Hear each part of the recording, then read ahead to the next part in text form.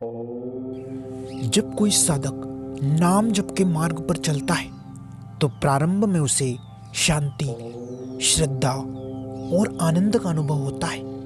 पर जैसे जैसे साधना गहरी होती है, एक सूक्ष्म शत्रु प्रकट होता है, माया।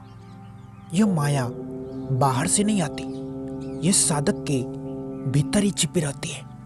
साधकों, आज का संवाद उसी रहस्य को खोलता है। नाम जप में साधक को माया कैसे जकड़ लेती है। तो आइए सुनते हैं एक जिज्ञासु साधक और परम ज्ञानी श्री रमण महर्षि जी के मध्य यह गूढ़ संवाद। साधक ने प्रश्न किया कि भगवान, मैं नियमित रूप से नाम जप करता हूँ।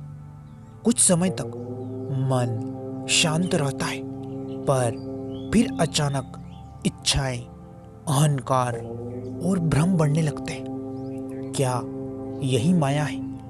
और यदि हाँ, तो यह मुझे नाम जप करते हुए भी कैसे जकड़ लेती? तब महर्षि जी कहते हैं, सुनो वत्स, माया नाम जप के बाहर नहीं, नाम जप के भीतर ही परीक्षा लेती है। जब केवल होठों पर है माया शांत रहती, पर जैसे ही जब हृदय में उतरने लगता है, माया सक्रिय हो जाती है। साधक कहने लगा कि गुरुदेव, लेकिन माया तो संसार में भटकाने वाली शक्ति है, फिर वह साधना के मार्ग में क्यों आती है? तब महर्षि जी कहते हैं, क्योंकि माया का काम है अहंकार को जीवित रखना। जब साधक नाम जप करता है और भीतर शांति, शक्ति या अनुभव आने लगते हैं, तभी अहंकार कहता है, मैं साधक हूँ, मैं आगे बढ़ रहा हूँ, मुझ में कुछ विशेष हो रहा है। यही से माया साधक को जकड़ लेती है। साधक पुनः प्रश्न करता है कि गुरुदेव, तो क्या अनुभव आना गलत है?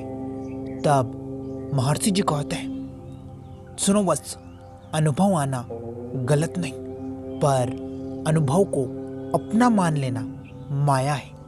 मान लो, जब करते समय तुम्हें प्रकाश दिखा, आनंद आया, शरीर हल्का लगे। यदि तुमने कहा यह मुझे हुआ, तो समझ लो माया ने तुम्हारे भीतर घर बना लिया। साधक पुनः प्रश्न करता है कि गुरुदेव, तो क्या माया का पहला जाल क्या है? तब महर्षि जी कहते हैं, माया का पहला जाल है साधना का अहंकार। साधक सोचता है, मैं ज़्यादा जप कर रहा हूँ, मैं दूसरों से आगे हूँ, मेरी साधना श्रेष्ठ है। याद रखो, जहाँ तुलना है वहाँ माया है। साधक पुनः प्रश्न करता है कि गुरुदेव, लेकिन कई बार मन कहता है कि अब मुझे कुछ सिद्धि मिल रही है, क्या यह भी एक माया का ही रूप है? तब महर्षि जी कहते हैं, हाँ वत्स, सिद्धि की चाह माया का सबसे सुंदर मुखौटा है। माया साधक से यह नहीं कहती कि मैं तुझे बांधूंगी, वह कहती है, मैं तुझे विशेष बना दूंगी।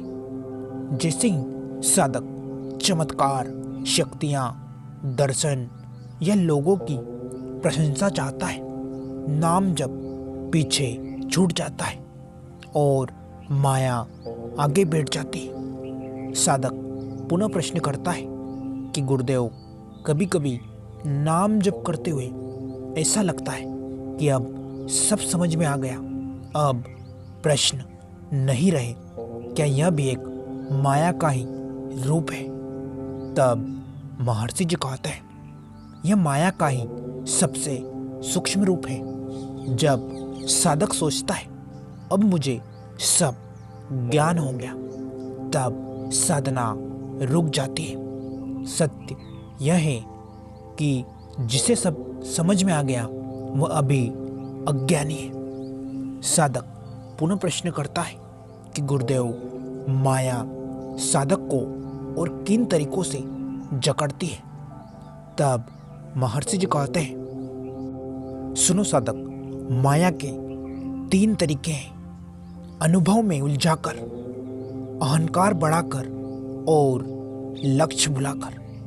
नाम जप का लक्ष्य है स्वयं का लय होना, पर माया कहती है कुछ बनो, कुछ पाओ और कुछ दिखाओ। साधक कहने लगा कि गुरुदेव, तो नाम जप करते समय सही दृष्टि क्या होनी चाहिए? तब महर्षि जी कहते हैं, नाम जप करो पर कर्ता मत बनो। नाम जप होने दो पर उसका स्वामी मत बनो। जैसे नदी बहती है वैसे नाम को बहने दो। साधक पुनः प्रश्न करता है कि गुरुदेव, यदि माया इतनी सूक्ष्म है तो उससे बचा कैसे जाए? तब महर्षि जी कहते हैं, माया से लड़कर नहीं, माया को देखकर बचा जाता है।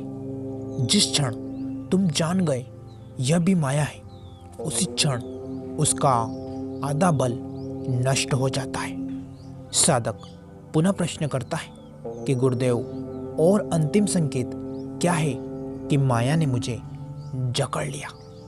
तब महर्षि जी कहते हैं, जब नाम जप सरल न रहकर भारी, तनावपूर्ण या दिखावटी हो जाए तो समझ लो माया पास बैठी है। सच्चा नाम जप न बोझ है, न प्रदर्शन और न ही अपेक्षा। तो साधकों, श्री रमण महर्षि जी की यह वाणी हमें एक गहरी सच्चाई सिखाती है। माया नाम जप के विरोध में नहीं, माया नाम जप के बीच में खड़ी होती है। यदि साधक सजग न रहे तो वही साधना उसका बंधन बन जाती है, पर यदि वह केवल नाम में लीन रहे, नाम में डूबा रहे, बिना अपेक्षा, बिना अहंकार, तो माया स्वयं रास्ता छोड़ देती है। याद रखिए, नाम जप का अंतिम फल कुछ पाना नहीं बल्कि स्वयं का मिट जाना है।